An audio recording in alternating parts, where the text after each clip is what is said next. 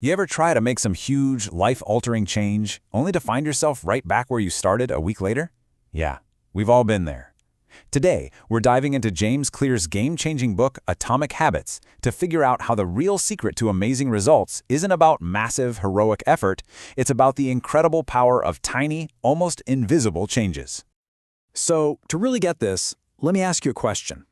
Picture a professional sports team that's been, well, let's just say, not very good, for 100 years. How on earth do you take a century of failure and flip the script to become one of the most dominant forces your sport has ever seen? Well, believe it or not, that team was British cycling, and for the longest time their whole story was just one big disappointment after another. And that is not an exaggeration. Seriously. As James Clear puts it, they were a total non-entity on the world stage. It got so bad that one of the top bike companies in Europe actually refused to sell bikes to the team. Why? Because they were afraid it would kill their sales if other pro cyclists saw the Brits using their gear. That's how big of a joke they were. Think about this. In 110 years, the number of Tour de France races won by a British cyclist was a big, fat zero. Zilch. Just one single Olympic gold medal since 1908. It was a legacy of just never being good enough. But then something happened. In 2003, the whole story started to change. British Cycling hired a new performance director, a guy named Dave Brailsford, and he came in with a totally different, kind of weird strategy. Brailsford called his philosophy the aggregation of marginal gains. The idea was actually pretty simple. Find a way to improve everything you do by just 1%. He believed that all these tiny little improvements in dozens of areas nobody was even thinking about would add up to something huge. And I mean, they looked everywhere. From obvious stuff like redesigning bike seats, to things like hiring a surgeon to teach them the right way to wash their hands to avoid getting sick. They even figured out the perfect pillow for each rider to get the best possible night's sleep. So, did all this obsessive tiny improvement stuff actually work? Oh, you better believe it. In the 10 years between 2007 and 2017, British cyclists won an insane 178 world championships. They racked up 66 Olympic and Paralympic gold medals. They won 5 Tour de France titles in 6 years. They went from a complete laughingstock to absolute, total domination, all built on the back of these tiny 1% improvements. And that story, right there, just perfectly captures the whole idea of this book. It's not about one single monumental change. It's about the explosive power of what Clear calls atomic habits. Now, that word atomic is perfect here. On one hand, it means something incredibly small, right? Like a single atom. But on the other hand, it also points to the immense, world-changing power that gets unleashed when you combine those tiny units, like atomic energy. Small things that lead to remarkable results. I absolutely love this quote from Jacob Riis that Clear uses in the book. It just nails the feeling, doesn't it? You're hammering away at this rock 100 times, and it looks like you're doing absolutely nothing, not even a hairline crack. But that work isn't wasted. Every single one of those swings is building up pressure, setting the stage for the breakthrough. And that is exactly what our habits are like. Okay, so this all sounds great in theory, but how do we actually do it? Well, this is where Clear gives us a super simple, practical framework. He calls them the 4 laws of behavior change. These 4 things are basically the levers you can pull to build good habits and, just as importantly, to break bad ones. You want to create a good habit? You just have to make it obvious, attractive, easy, and satisfying.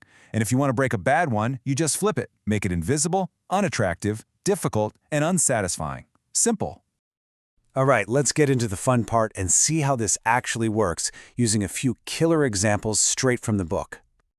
Okay, law number 1, make it obvious. Here's the thing, so much of what we do every day is just automatic. It's triggered by the cues in our environment. So if you really want to change your behavior, you don't start with willpower, you start by redesigning the world around you. Check this out. It's a perfect example. A hospital cafeteria wanted people to make healthier choices. They didn't put up posters or give boring lectures.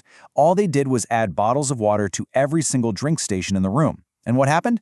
Soda sales plummeted by over 11%, and water sales shot up by almost 26%.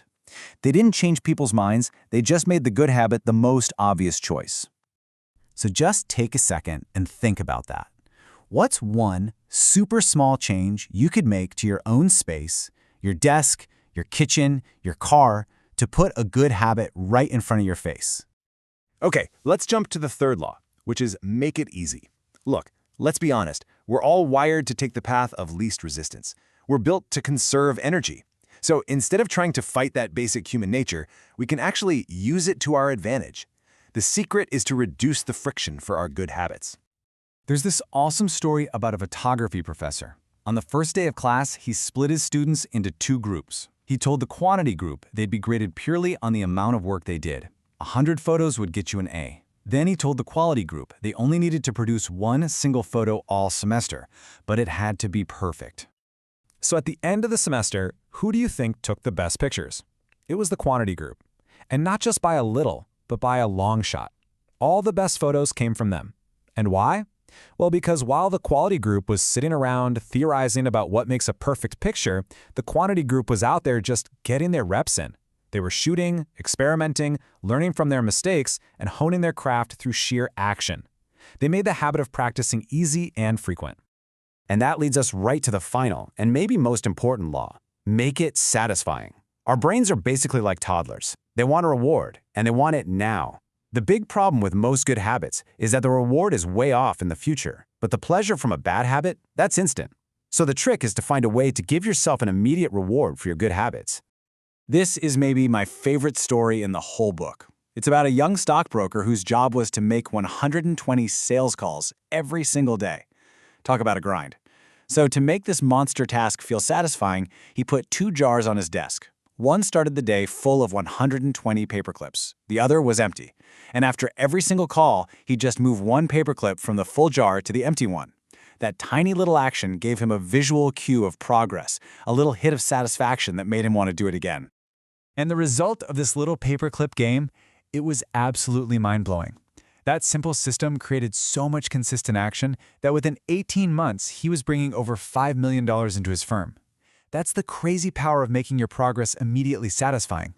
But you know, when you peel back all these laws and all these clever strategies, you find something much, much deeper. It's not really about what you do, it's about who you become. This is the real endgame. The goal isn't just to read a book, it's to become a reader. The goal isn't to run a marathon, it's to become a runner. See, when your habits become part of your identity, you're not fighting for change anymore. You're just acting like the person you already believe you are. So, let's leave it with this final, powerful thought from the book.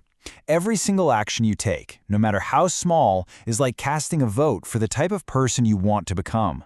Your habits are not just things you do, they are evidence of who you are. So the only real question left is, who are you voting for today?